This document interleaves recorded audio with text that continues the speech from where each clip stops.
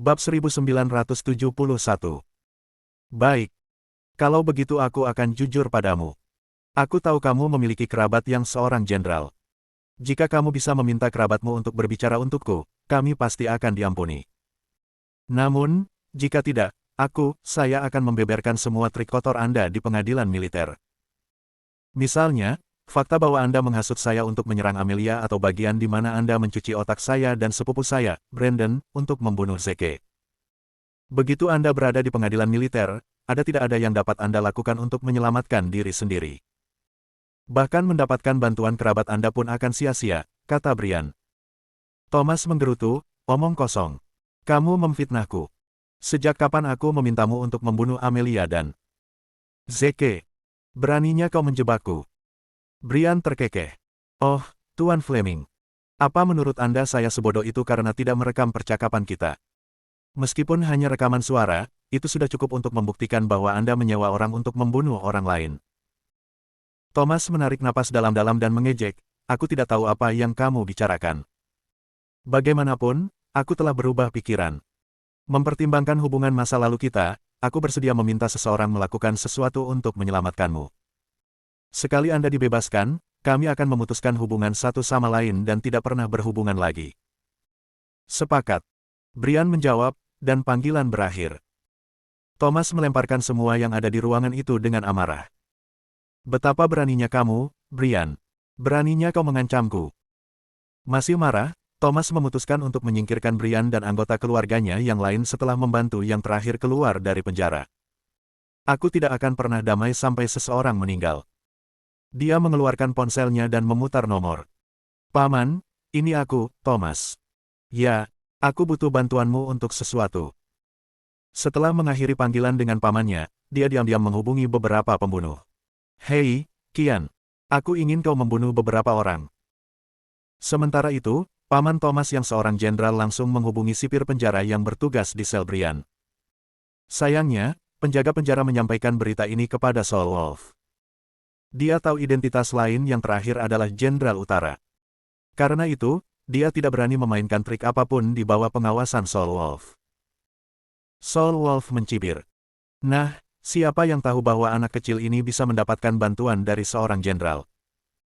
Baiklah kalau begitu. Biarkan Brian pergi. Setelah kita menarik tangkapan, kita akan memberi mereka pelajaran. Penjaga penjara bingung. Tetapi, Jenderal, mengapa Anda takut pada pihak lain? Anda tidak harus mematuhi instruksinya. Lagi pula, dia hanya memiliki seorang jenderal, dan dia berada bermil-mil jauhnya darimu. Saul Wolf menyeringai. Kamu tidak perlu tahu terlalu banyak. Orang lain mengangguk setuju. Pada kenyataannya, apakah Thomas menarik tali atau tidak, Saul Wolf masih akan membebaskan Brian. Sekarang kesempatan itu muncul, dia sangat senang membantu Thomas. Sedikit yang Brian tahu dia menjadi sasaran Zeke segera setelah dia dibebaskan dari penjara. Setelah diam-diam meninggalkan penjara, Brian bertanya kepada sepupunya, Brandon, apa yang akan kamu lakukan selanjutnya? Yang terakhir menghela nafas. Yah, aku tidak bisa kembali ke Linton Group. Jadi saya kira saya harus pergi solo sekarang. Saya masih memiliki beberapa tabungan dari masa lalu. Seharusnya cukup untuk memulai sebuah perusahaan. Omong-omong, saya pikir Anda harus bekerja dengan saya, Brian. Dengan keterampilan medis Anda, perusahaan kami akan dapat diluncurkan dalam waktu singkat. Kami bahkan bisa bersaing dengan grup Linton. Setelah mendengarkannya, Brian mengerutkan kening dan berkata, kamu masih ingin tetap di kota ini. Tidakkah kamu takut Zeke akan membalas dendam padamu? Brandon menjawab, mengapa saya harus takut? Tuan Fleming memiliki seorang jenderal yang kuat yang mendukungnya. Mengapa kita perlu takut pada Zeke? Brian mengangguk setelah memikirkannya. Poin bagus. Tetap saja, beri aku waktu untuk memikirkan masalah ini. Baiklah. Beri aku jawaban sesegera mungkin. Saya akan menyiapkan dokumen untuk mendaftarkan perusahaan baru begitu saya tiba di rumah. Segera setelah itu, keduanya berpisah. Alih-alih memikirkan saran Brandon, hal pertama yang dilakukan Brian adalah mengepak tasnya, bersiap untuk melarikan diri dari kota. Dia tidak akan tinggal di kota. Tidak ada yang memahami Thomas lebih baik daripada dia, yang terakhir pasti akan membunuh Brian karena mengancamnya. Bab 1972 Brian tidak berencana memberitahu Brandon tentang masalah ini. Dia bisa tinggal di sini jika dia mau. Mungkin Thomas akan lebih tenang begitu dia membunuh Brandon, dan dia tidak perlu repot membunuhku untuk membalas dendam. Dia lebih dari rela mengorbankan sepupunya demi kesejahteraannya. Pada saat yang sama, Zeke bersembunyi di suatu tempat di luar rumah Brian, mengawasi setiap gerakannya melalui jendela. Tiba-tiba, gelombang energi negatif bergerak dari kejauhan dan langsung memasuki rumah Brian. Sesuatu sedang terjadi. Zeke mengamati dengan seksama, menyaksikan gelombang energi negatif memasuki tubuh Brian setelah menyusup ke rumah yang terakhir. Brian yang masih sibuk mengemasi tasnya menjadi kaku. Gerakannya melambat, dan tatapannya kosong. Dia berhenti mengemasi tasnya, menemukan tempat untuk duduk dengan tenang, dan tetap diam seperti patung. Dia pasti telah dikendalikan oleh energi negatif Netherworld. Sepertinya Netherworld beraksi lagi, tapi masih siang hari. Tidak nyaman bagi Brian untuk bergerak sekarang. Orang-orang Netherworld mungkin akan menunggu sampai malam tiba sebelum mereka membuatnya melakukan sesuatu. Zeke merasa sedikit tidak sabar. Dia awalnya ingin mengikuti energi negatif untuk menemukan orang-orang di Netherworld. Namun, energinya menghilang secepat datangnya, tidak meninggalkan jejak. Karena itu, dia tidak punya pilihan selain menekan emosinya dan terus memata-matai Brian. Thomas, di sisi lain, masih marah. Brian tidak hanya gagal menyelesaikan tugasnya, tetapi dia bahkan mengancamnya. Pria ini bisa dibilang kutukan Thomas. Selain itu, ketika Thomas meminta pamannya untuk membantu Brian, dia dimarahi habis-habisan. Oleh karena itu, wajar jika yang pertama mentransfer amarahnya ke Brian. Gagasan membunuh Brian sangat kuat.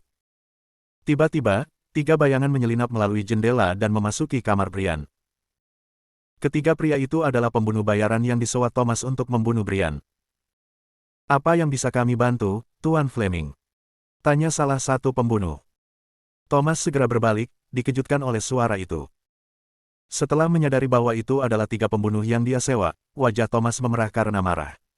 Hei, tidak bisakah kamu mengetuk pintu sebelum masuk? Kamu memberiku kejutan dalam hidupku. Pembunuh itu tersenyum.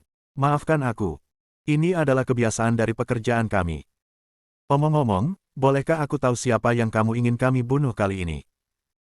Thomas segera memberikan foto Brandon dan Brian kepada para pembunuh. Itu mereka. Jangan biarkan salah satu dari mereka hidup. Aku akan membayarmu 2 kali lipat dari jumlah biasanya jika kamu berhasil. Apa yang salah? Thomas mulai merasa gugup. Pembunuh itu bertanya, Brandon dan Brian adalah sepupu, kan? Apakah Anda tahu mereka? Salah satu pembunuh mengakui, terus terang, kami berutang nyawa kepada mereka. Mereka merawat banyak luka kami. Thomas mencibir, hah? Sejak kapan pembunuh profesional seperti kalian berbicara tentang kesetiaan? Jadi saya kira ini berarti Anda tidak akan menerima pekerjaan itu. Tentang itu. Itu tergantung pada seberapa banyak kau akan membayar kami. Jika jumlahnya biasa, maka tidak ada gunanya membunuh dermawan kita. Lagi pula, melakukan itu hanya akan merugikan diri kita sendiri, jawab salah satu pembunuh. Thomas mendengus. Pada akhirnya, uang adalah masalahnya. Oke, bagaimana dengan gaji 3 kali lipat dari biasanya? Ketiga pembunuh itu segera dimenangkan. Luar biasa. Kami senang berurusan dengan orang-orang lugas seperti Anda. Sebenarnya, para pembunuh itu akan membunuh Brandon dan Brian bahkan jika Thomas tidak meningkatkan hadiahnya. Nyatanya, tidak ada yang namanya penyelamat bagi mereka. Mereka hanya peduli pada keuntungan. Namun, mereka hanya menggunakan ini sebagai alasan untuk menaikkan jumlah gaji mereka. Setelah menyelesaikan jumlahnya, mereka bertiga berbalik dan pergi. Ketika mereka sampai di jendela, 3 bayangan melintas di luar. Para pembunuh membeku. Siapa? Bahkan sebelum mereka bisa menyelesaikannya, ketiga bayangan itu bergabung dengan bayangan mereka, dan ketiganya membeku di tanah, tampak seperti sedang kesurupan. Bab 1973. Thomas, yang berjalan keluar dari kamar tidurnya, meraung saat melihat para pembunuh masih ada di rumahnya. Hei, apa yang kalian lakukan di sini? Kamu sudah mengambil deposit. Mengapa kamu tidak menjalankan misi? Apakah kamu tidak khawatir akan merusak reputasimu jika kamu menyesalinya sekarang? Tiba-tiba, ketiga pembunuh itu berbalik dengan kaku, masih terpaku di tempatnya. Ekspresi wajah ketiga pria itu membuat Thomas merinding. Meskipun ekspresi mereka membeku, tatapan mereka dipenuhi dengan niat membunuh. Pada saat itu, mereka tampak seperti setan.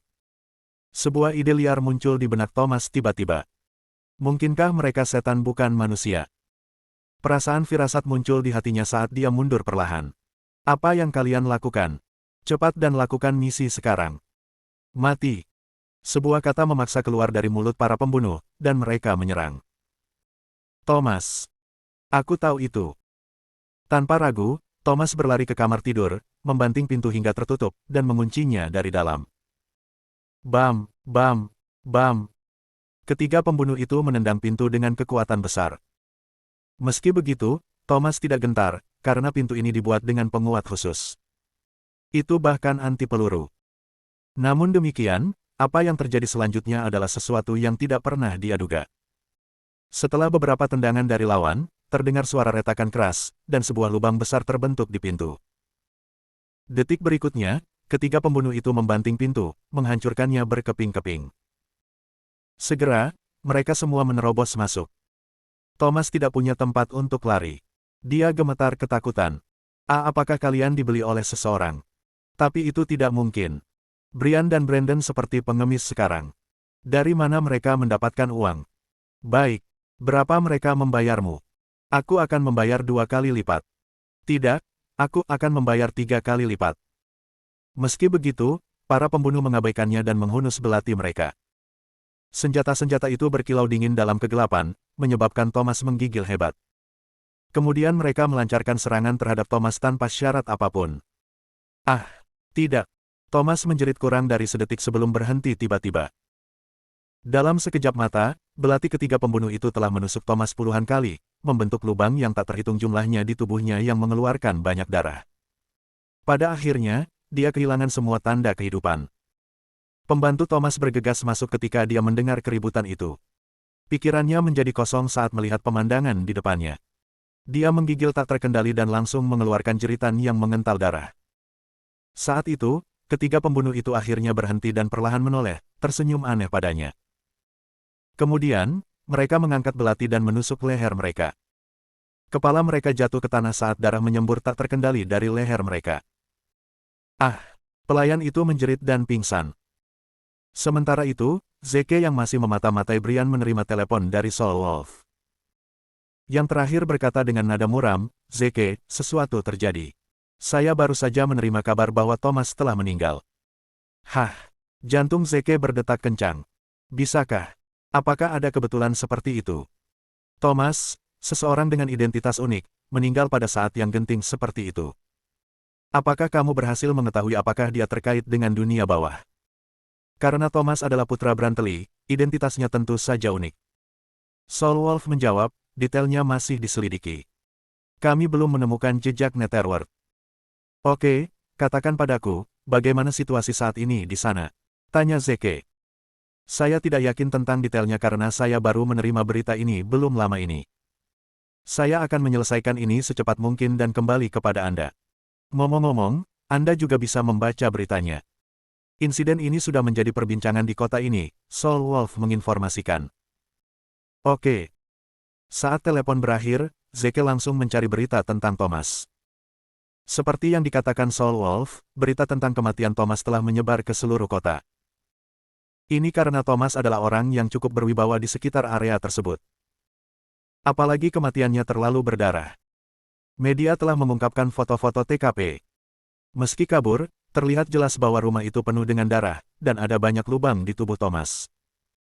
Berbaring di samping tubuhnya adalah 3 mayat lainnya. Leher mereka disayat, dan salah satu kepala mereka terguling ke sudut ruangan. Itu adalah pemandangan yang menakutkan. Menurut laporan media, pembantu Thomas adalah saksinya. Dia menyatakan dia melihat ketiga pria itu membunuh Thomas dan kemudian bunuh diri di depannya. Bab 1974. Identitas ketiga pria itu juga telah terungkap. Mereka adalah pembunuh terkenal dari daerah setempat. Ada banyak kesimpulan yang diambil orang dari kejadian ini, tetapi media yakin 90% bahwa Thomas telah menyewa para pembunuh ini untuk membunuh seseorang. Namun, karena gaji yang tidak mencukupi, mereka malah membunuhnya. Karena Thomas cukup terkenal di sekitar area itu, para pembunuh tahu bahwa tidak mungkin mereka bisa terus hidup. Makanya, ketiganya bunuh diri pada akhirnya. Meskipun ini adalah pendapat konsensus dari media dan masyarakat, Zeke berpikir sebaliknya. Thomas selalu bermurah hati dengan uangnya, dan dia tidak akan pernah menahan diri untuk membayar seseorang.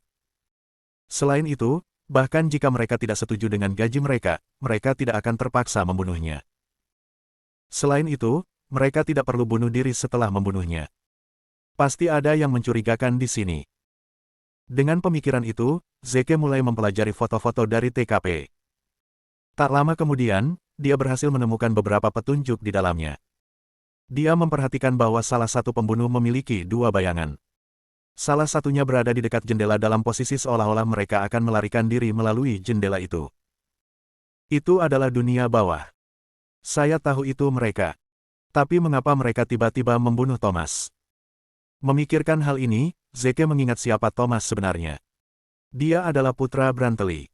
Pasti ada hubungannya dengan latar belakangnya untuk dunia bawah untuk melakukan sesuatu seperti ini. Logikanya, Thomas memang pantas mati setelah semua perbuatan jahat yang telah dilakukannya. Tapi dia masih anak dari pahlawan dari Tentara Penaklukan Utara, Brantely. Itu akan menjadi akhir dari garis keturunan Fleming jika dia mati.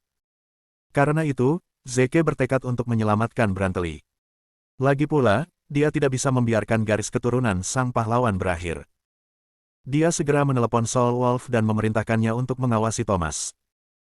Thomas tidak punya keluarga untuk disebut keluarganya sendiri selain ibunya yang berusia 80 tahun. Merupakan kebiasaan bagi penduduk setempat untuk menyelesaikan pemakaman sesegera mungkin jika itu adalah pemakaman untuk anggota rumah tangga yang lebih muda. Oleh karena itu, pemakaman Thomas terjadi pada malam dia dibunuh. Di malam hari, kegelapan dan kesunyian menyelimuti daratan. Tengah malam segera tiba. Akhirnya ada gerakan dari Brian, yang seharian berada di kamarnya. Zeke memelototinya, memperhatikan setiap gerakannya. Yang terakhir bangkit dan mengganti pakaiannya dengan cepat sebelum pergi. Dia bergegas keluar dengan langkah mantap seolah-olah dia adalah seorang seniman bela diri. Namun menurut informasi yang ada padanya, Brian bukanlah seorang ahli bela diri. Sebaliknya, dia adalah seorang pria parubaya yang memiliki masalah berjalan. Jelas bahwa dia ada hubungannya dengan Netherworld sekarang karena dia bisa berjalan dengan mudah. Zeke mengikuti dari belakang. Dia terkejut menemukan bahwa tujuan Brian adalah kuburan Thomas. Ada dua orang yang menjaga kuburan itu. Mereka mungkin keponakan Thomas. Keduanya tidak tahu siapa Brian dan berasumsi bahwa dia ada di sini untuk memberikan penghormatan. Meski terlambat, mereka tetap bangun dengan sopan untuk menyambutnya. Namun, Brian mendaratkan pukulan di belakang kepala mereka tepat saat mereka bangun. Keduanya pingsan di tempat. Kecuali dia adalah seorang seniman bela diri, tidak mungkin dia bisa sekuat itu. Dia melihat sekeliling untuk memastikan bahwa tidak ada orang lain yang hadir sebelum mulai menggali kuburan. Melihat ini, Zeke akhirnya mengerti apa yang sedang dilakukan Netherworld. Tidak ada keraguan bahwa mereka ingin menggunakan mayat Thomas untuk percobaan mereka. Dia adalah putra Brantely. Karena mereka berhubungan darah, ada peluang sukses yang lebih besar jika mereka melakukan percobaan pada Thomas. Tubuh Brian penuh dengan energi negatif dan sekuat seorang seniman bela diri. Jadi menggali kuburan cukup mudah baginya. Tak lama kemudian, kuburan itu digali, dan peti mati di dalamnya terlihat. Brian meninggalkan tempat itu dengan cepat begitu dia membuka peti mati dan mengambil mayatnya. Saat Zeke hendak mengikuti Brian, sesosok tiba-tiba muncul di sisinya. Zeke, kamu di sini. Itu adalah serigala tunggal. Secara alami, dia muncul sejak Zeke memerintahkannya untuk mengawasi Thomas. Zeke mengangguk dan berkata, "Iya. Apakah ada yang aneh selama pemakaman Thomas?" "Semuanya normal," jawab Soul Wolf sambil menggelengkan kepalanya. "Oke. Ayo kejar dia." Baiklah. Bab 1975. Dengan itu, mereka mulai mengejar Brian. Untuk menghindari perhatian, Brian mengambil jalur yang lebih kecil yang tidak bisa dilewati mobil. Ini berlanjut sepanjang malam. Downey menyingsing ketika Brian tiba di kuburan terpencil. Tidak ada lagi gerakan darinya setelah dia memasuki tempat itu. "Haruskah kita menarik tangkapan sekarang, Zeke?" Soul Wolf bertanya. Zeke dengan cepat menggelengkan kepalanya dan berkata, "Tidak. Mereka mungkin belum sampai di tujuan akhir mereka. Kurasa mereka hanya istirahat sambil menghindari perhatian orang lain. Mereka mungkin akan melanjutkan perjalanan mereka setelah mendapat gelap lagi. Kita akan mengamati dan mengikuti arus kalau begitu. Oke. Benar saja, menjelang matahari terbenam, Brian akhirnya mulai bergerak lagi. Dia bangkit dan menggali 2 genggam tanah sebelum memasukkannya ke dalam mulutnya, mengunyah dengan cepat untuk mengisi kembali energinya. Kemudian, dia mengangkat Thomas ke atas bahunya sekali lagi dan melanjutkan perjalanannya. Zeke mengikutinya dari belakang. Setelah 2 malam mengikuti Brian, mereka akhirnya tiba di daerah terpencil. Namun, segera setelah memasuki area tersebut, Brian menghilang sama sekali. Kehadirannya dan bahkan aromanya tidak bisa ditemukan. Itu adalah pemandangan yang aneh untuk dilihat. Zeke dan Soul Wolf segera menghentikan langkah mereka. Aneh sekali, gumam yang terakhir sambil melihat sekeliling, mencoba mencari Brian. Dia bisa bersembunyi, tapi bagaimana mungkin bahkan kehadirannya menghilang? Apakah dia mati mendadak atau semacamnya? Zeke menggelengkan kepalanya. Tidak mungkin sesederhana itu. Tetap waspada dan ikuti aku. Mereka terus berjalan maju. Tak lama kemudian, Zeke menghentikan langkahnya dan menghentikan Soul Wolf untuk melangkah lebih jauh. Apakah Anda merasakan gelombang energi negatif yang kuat datang dari depan? Mengangguk, Soul Wolf menjawab, iya. Tapi itu tidak memenuhi area. Sebaliknya, rasanya seperti terperangkap. Anda tidak dapat merasakannya kecuali Anda memperhatikannya dengan saksama. Tetap dekat denganku. Dan bersiaplah untuk bertarung kapan saja. Dipahami. Soul Wolf bersiap menghadapi musuh mereka sambil mengikuti Zeke, tubuh dan ekspresi wajahnya tegang. Mereka baru mengambil beberapa langkah ke depan ketika Zeke berhenti berjalan lagi. Dia kemudian mengulurkan tangan untuk merasakan sekelilingnya. Dia baru saja mengulurkan lengannya ketika dia menariknya kembali. Itu adalah penghalang yang terbentuk dengan energi negatif. Sebuah pembatas. Mata Soul Wolf melotot saat dia berkata, saya pernah membaca tentang penghalang di buku cerita sebelumnya. Saya tidak pernah menyangka hal itu benar-benar ada di kehidupan nyata juga. Yah, itu tidak benar-benar akurat untuk mengatakan bahwa itu adalah penghalang karena itu bukan penghalang yang sebenarnya. Hanya saja seseorang menggunakan energi negatif untuk menutup area tertentu. Orang masih dapat memasuki tempat itu dengan mudah, tetapi akan sulit jika mereka ingin pergi itu karena begitu kamu mendekati perbatasan, kamu akan mulai berhalusinasi, sehingga kamu tidak bisa meninggalkan tempat ini, Zeke menjelaskan dengan sabar. Setelah mendengar itu, Soul Wolf mengangguk mengerti dan berkata, orang-orang di Netherworld benar-benar licik. Zeke melanjutkan, kamu setidaknya harus menjadi prajurit kelas tertinggi untuk dapat membuat penghalang dari energi negatif. Seseorang bahkan mungkin harus berada di kelas surgawi, sebenarnya. Sepertinya ada beberapa petinggi dari Netherworld di sini. Ini bahkan mungkin salah satu cabang mereka. Haruskah kita memanggil Killer Wolf, Ares, dan yang lainnya ke sini, Zeke? Jika kita benar-benar berada di salah satu cabang mereka, apakah kita berdua bisa menangani mereka semua? Zeke tidak berani lengah. Panggil mereka. Tapi beritahu mereka untuk tidak memasuki penghalang. Katakan saja pada mereka untuk menunggu kita di luar. Baiklah. Soul Wolf dengan cepat memanggil Killer Wolf dan yang lainnya sebelum memberitahu mereka tentang situasinya dan menyuruh mereka untuk tiba di sini secepat mungkin. Begitu dia selesai dengan itu, baik Zeke dan dia menyembunyikan kehadiran mereka dan perlahan melewati penghalang. Mereka berhasil melewati tanpa masalah. Masih ada apa-apa selain hutan belantara di dalamnya. Namun, mereka masih tidak dapat merasakan kehadiran Thomas atau Brian. Aku bisa merasakan kehadiran seseorang beberapa mil jauhnya. Ayo ikuti aku, kata Zeke setelah merasakan sekelilingnya. Kedua pria itu berjaga-jaga saat mereka berjalan maju, kecepatan mereka tidak lambat atau cepat. Setelah beberapa waktu, sebuah kota kecil muncul di hadapan mereka. Namun, segala sesuatu tentang kota itu aneh.